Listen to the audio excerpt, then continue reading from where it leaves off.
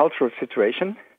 In Central Europe, that's what we should call it, the idea of being very close, like to Holland, Belgium, France especially, and then on the other hand in the north, and living on the Iron Curtain in the 50s, 60s, 70s even, we were not allowed.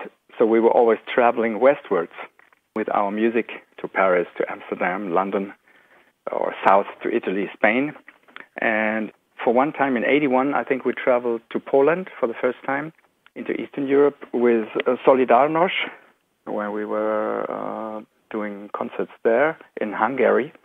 So they were the first, and we were not allowed in East Germany. So it was like a subversive quality of electronic music.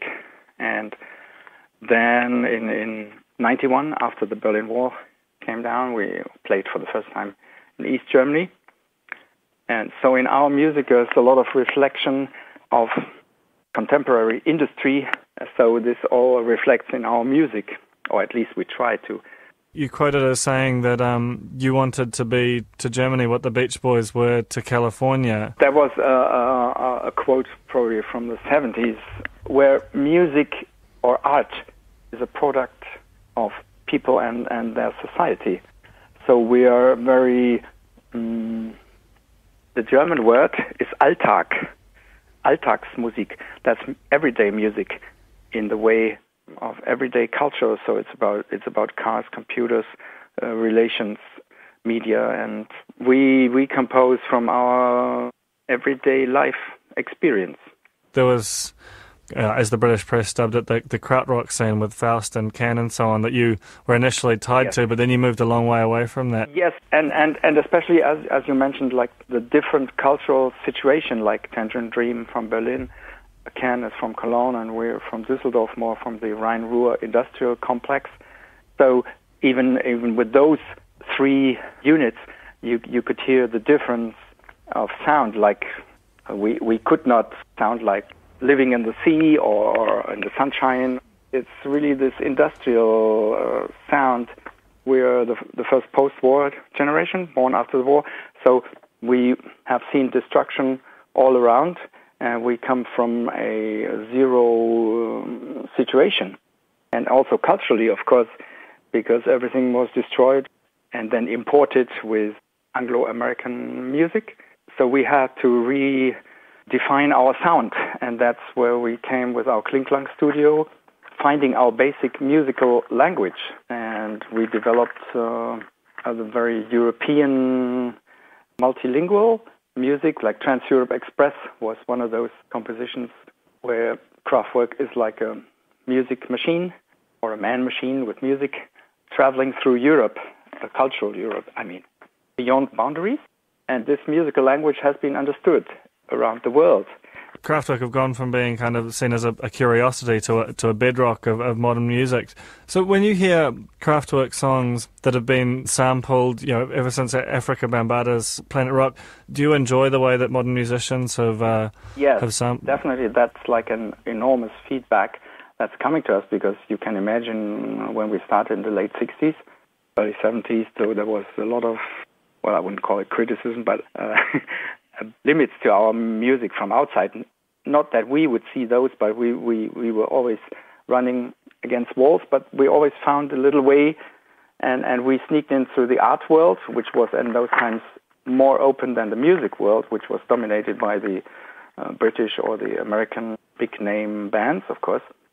So we developed from there, and then for us it was fantastic feedback, like especially when from hip-hop or Detroit techno music, we got this enormous feedback, all this energy coming back to us.